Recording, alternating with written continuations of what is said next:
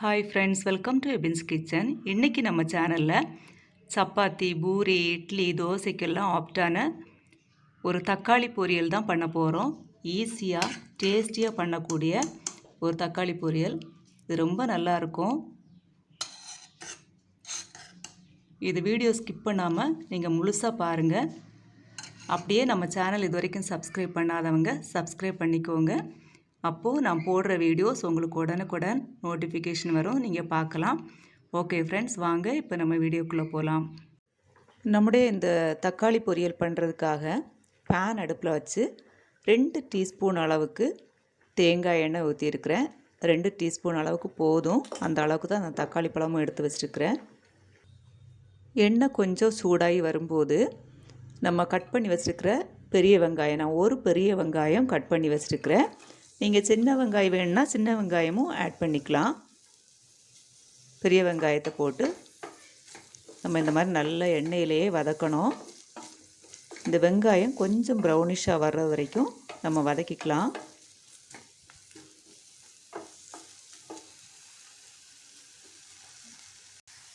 பாருங்கள், வெங்காயம் இப்போ லேசாக ப்ரௌனிஷாக மாறிடுச்சு. ஃபுல்லாக ப்ரௌனிஷாக மாற வேண்டாம். திரும்பவும் நம்ம தக்காளி கூட சேர்த்து தான் வதக்க போகிறோம். அதனால் இப்படி லேசாக ப்ரௌனிஷ் ஆன உடனே நம்ம கட் பண்ணி வச்சுருக்கிற தக்காளி பழத்தை சேர்த்துக்கலாம். நான் ஒரு 5 தக்காளி பழம் இந்த மாதிரி கட் பண்ணி எடுத்துருக்கிறேன். மீடியம் சைஸு தக்காளி பழம் தான். நீங்கள் அதிகமாக வேணுன்னா அதிகமாக கூட ஆட் பண்ணிக்கலாம். தக்காளி பழத்தையும் ஆட் பண்ணி கொஞ்சம் நல்லா நம்ம வதக்கி விட்டுக்கலாம்.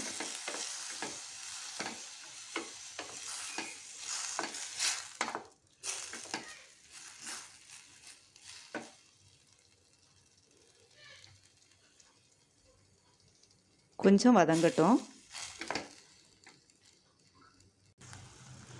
தக்காளி வதக்கும்போது ஃப்ளேம் வந்து நம்ம மீடியம் வச்சுக்கலாம். ரொம்ப லோவாகவும் வைக்க வேண்டாம், ரொம்ப ஹையாகவும் வைக்க வேண்டாம். வச்சு மீடியம் ஃப்ளேமில் வச்சு நல்லா வதக்கி விட்டுக்கலாம். பாருங்கள், தக்காளி பழம் இப்படி ஒரு பாதி அளவு வதங்கி வரும்போது தேவையான அளவு பச்சை மிளகு சேர்த்துக்கலாம். நான் 2 பச்சை மிளகாய் எடுத்து கட் பண்ணி வச்சுருக்கிறேன். அதையும் நம்ம சேர்த்துக்கலாம். சேர்த்து மிக்ஸ் பண்ணி விட்டுக்கலாம்.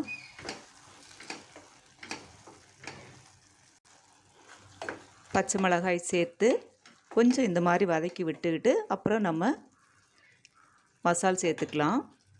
இப்போ மிளகாய் தூள் சேர்த்துக்கலாம். நான் மிளகாய் தூள் ஒரு 1.5 டீஸ்பூன் அளவுக்கு சேர்த்துக்கிறேன்.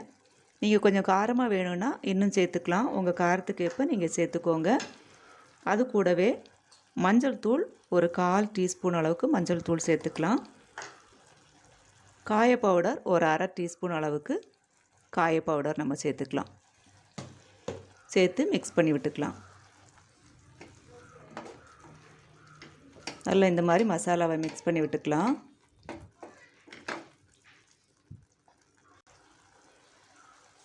இதில் நம்ம வேறு எந்த மசாலாவும் சேர்க்கலை. இப்போ நம்ம சேர்த்துருக்கிற மசால் மட்டும் நமக்கு போதும். இதுக்கு ஸ்பெஷல் டேஸ்ட்டு கொடுக்குறது நம்ம தாளிக்கும் போது தான் இன்னும் டேஸ்ட்டு ஜாஸ்தியாகும். இன்னும் நம்ம தாளிக்க வேண்டியிருக்கு. இதில் தண்ணி வேணுனாலும் நம்ம சேர்த்துக்கலாம். ஆனால் நம்ம தண்ணி சேர்க்காம தான் நம்ம செய்துக்கிட்டு இருக்கிறோம். இது நமக்கு சப்பாத்தி, பூரி, இட்லிக்கு எல்லாம் ஒரு சூப்பரான சைட் டிஷ். இது எல்லாத்துக்கூடையும் சூப்பராக இருக்கும். நீங்கள் தொட்டு சாப்பிட்டிங்கன்னா இட்லிக்கு, சப்பாத்திக்கு, பூரிக்கெலாம் ரொம்ப நல்லாயிருக்கும். பாருங்கள், இப்போ முக்கால்வாசி நல்லா வதங்கி வந்துருச்சு. இப்போ நம்ம உப்பு சேர்த்துக்கலாம். நான் 1 டீஸ்பூன் அளவுக்கு சால்ட்டு சேர்த்துருக்குறேன். நீங்கள் எவ்வளோ தக்காளி பழம் எடுக்கிறீங்களோ அதை பார்த்து அதுக்கு ஏற்ற அளவு நீங்கள் சேர்த்துக்கோங்க. உப்பு சேர்த்துட்டு நல்லா ஒன்று மிக்ஸ் பண்ணி விட்டுடலாம். நம்ம பாருங்கள், நல்லா இது போல் மிக்ஸ் பண்ணி விட்டுருங்க. விட்டுட்டு இப்போ நமக்கு ரெடி ஆகுது. இப்போ நம்ம தாளிச்சுக்கலாம். தாளிக்கிறதுக்காக சின்ன ஒரு பேன் அடுப்பில் வச்சு எண்ணெய் ஊற்றிருக்கிறேன். தேங்காய் எண்ணெய் தான் ஊற்றிருக்கிறேன். தேங்காய் எண்ணெய் கொஞ்சம் ஜாஸ்தியானாலும் ஒன்றும் பிரச்சனை இல்லை. எண்ணெய் காஞ்ச உடனே கடுகு போட்டுக்கலாம். கடுகு வெடித்த உடனே வெளுத்துள்ளி, பாருங்கள், நான் ஒரு 7 வெளுத்துள்ளி அளவுக்கு 7 பூண்டு எடுத்து வச்சுருக்கிறேன். அதை எடுத்து கட் பண்ணி வச்சுருக்க பொடுசாக அதையும் நம்ம போட்டு வதக்கிக்கலாம். அந்த கலர் மாறுற வரைக்கும் நம்ம வதக்கணும்.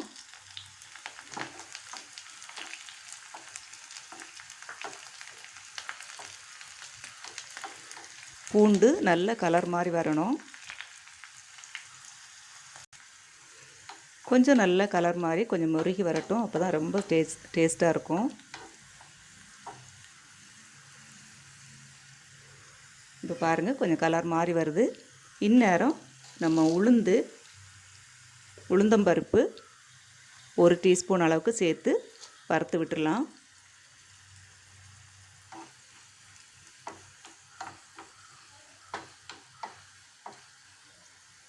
இப்போ பூண்டு பாருங்கள் நல்லா முருகி நல்லா ப்ரௌனிஷாக வந்துச்சு. இப்போ நம்ம கறிவேப்பிலை 1 கொத்து சேர்த்து கொடுக்கலாம்.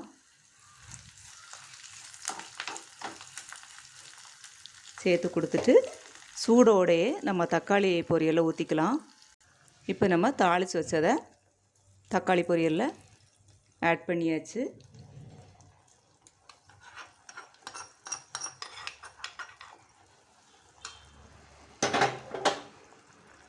ஆட் பண்ணி நல்லா மிக்ஸ் பண்ணி விட்டுக்கலாம். பாருங்கள், இப்போ உங்களுக்கு பார்க்கும்போதே தெரியும் எவ்வளோ டேஸ்டியாக இருக்கும் அப்படின்னு சொல்லிட்டு.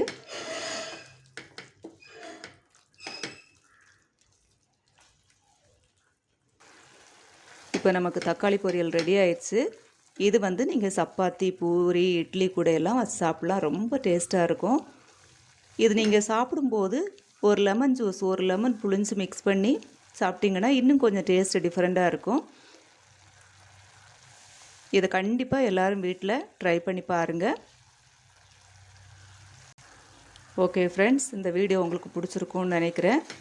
உங்களுக்கு பிடிச்சிருந்தா லைக் பண்ணுங்கள். அப்படியே மற்றவங்க ஃப்ரெண்ட்ஸுக்கெல்லாம் ஷேர் பண்ணணும்னு நினச்சிங்கன்னா உங்கள் ஃப்ரெண்ட்ஸுக்கும் ஷேர் பண்ணிடுங்க. சப்ஸ்கிரைப் பண்ண மறந்துடாதீங்க. நெக்ஸ்ட் வீடியோவில் இன்னொரு டேஸ்டியான ரெசிபியோடு உங்களை சந்திக்கிறேன். தேங்க்யூ ஃபார் வாட்சிங்.